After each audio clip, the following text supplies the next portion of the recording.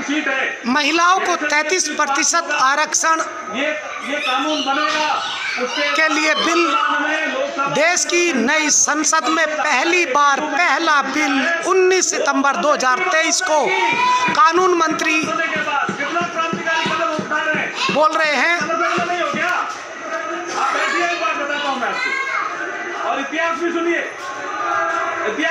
कल्याण प्रदेश की। ये सबसे पहले ये बिल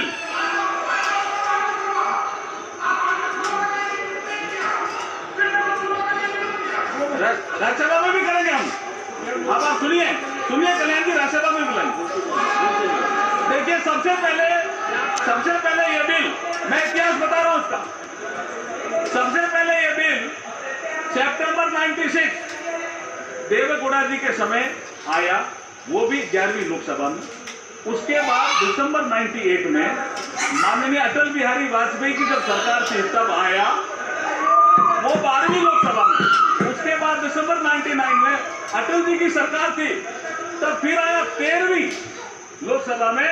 और ये जिसका जिक्र कर रहे हैं डॉक्टर मनमोहन सिंह जी के समय जो बिल आया, वो लोकसभा में नहीं आया, वो आया मई 2008 में राज्यसभा। यही यहां से षड्यंत्र की बुआ थी। और राज्यसभा में आने के बाद ये डिपार्टमेंट रिलेटेड स्टैंडिंग कमेटी में गया, और वहां ये बिल जब रिपोर्ट आई तो मार्च 2010 में 9 मार्च 2010 में राज्यसभा ने इसको पास किया।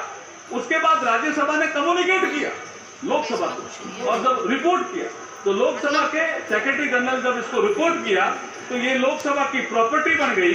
और 15वीं लोकसभा जैसे ही भंग हुई, अध्यक्ष जी, 15वीं लोकसभा जैसे ही भंग हुई 18 मई 2014 को, ये बिल भी लैप्स हो गया और इन लोगों ने पारित नहीं किया, पारित नहीं किया। मैं कॉन्स्टिट्यूशन का प्रोविजन पढ़ना चाहता हूँ अभिनंदन के लिए। अभी सुनिए, आप सुनिए द प्रोविजन।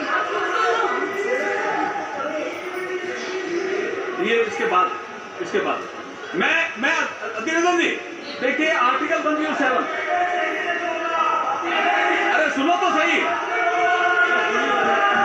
मैं अध्यक्ष जी इसके बिल के प्रावधान में मैं देखिए माननीय अध्यक्ष महोदय, आज नई संसद के पटल पर इस नारी शक्ति वंदन विधेयक 2023 को प्रस्तुत करते हुए मुझे अपार हर्ष और गर्व की अनुभूति हो रही है। आज ये सदन नारी शक्ति को लोकसभा राज्यसभा में 33% भागीदारी देने का साक्षी बनेगा। भारत के यशस्वी प्रधानमंत्री श्री नरेंद्र मोदी जी की सोच हमेशा से नारी को शक्ति स्वरूप मानने की रही है, और माननीय प्रधानमंत्री जी अपनी घरवाली को कभी नहीं मानना। वुमन डेवलपमेंट से वुमन लैंड डेवलपमेंट की ओर तेजी से कदम बढ़ा रहा है देश। आज हर क्षेत्र में, चाहे वो अंतरिक्ष हो, सेना हो, पुलिस हो, खेल जगत हो, उद्यमिता हो, व्यवसाय हो, साहित्य हो, कला हो, महिलाएं प्रभावशाली नेतृत्व करके देश को गौरवान्वित कर रही है। आज हम प्रधानमंत्री मोदी जी के नेतृत्व में नारी शक्ति वंदन विधेयक प्रस्तुत कर 70वें नारी शक्ति को उनका अधिकार देने जा रहे हैं। अध्यक्ष महोदय, हमारी संस्कृति में नारी को सदैव से शक्ति स्वरूपा माना गया है। हमारे श्लोकों में भी कहा गया है, या देवी सर्वभूतेषु शक्ति रूपेण संस्थिता, नमस्ते नमस्ते नमस्ते नमो नमे। अध्यक्ष महोदय, मैं इस अवसर पर भारत के संविधान निर्माता बाबा साहब भीमराव अम्बेडकर का एक कोट आपके समक्ष प्रस्तुत करना चाहता हूं। Quote unquote.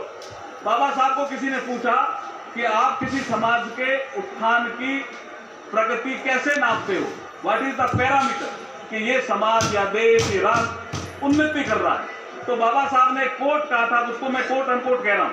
उन्होंने कहा, I measure the progress of a community by the degree of progress which women have achieved, which women have achieved।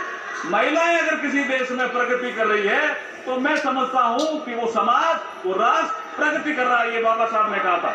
अध्यक्ष महोदय, मैं इस अवसर पर भारत के संविधान के शिल्पकार बाबा साहब भीमराव अम्बेडकर जी को इसलिए भी याद करना चाहता हूं कि 25 नवंबर 1949 को बाबा साहब ने कहा था इसी सेंट्रल हॉल में, जिसमें आज लास्ट फंक्शन हुआ, कि हम एक ऐसे युग में प्रवेश कर रहे हैं कि हम राजनीतिक क्षेत्र में तो समानता होगी, लेकिन सामाजिक और आर्थिक क्षेत्र में समानता नहीं होगी।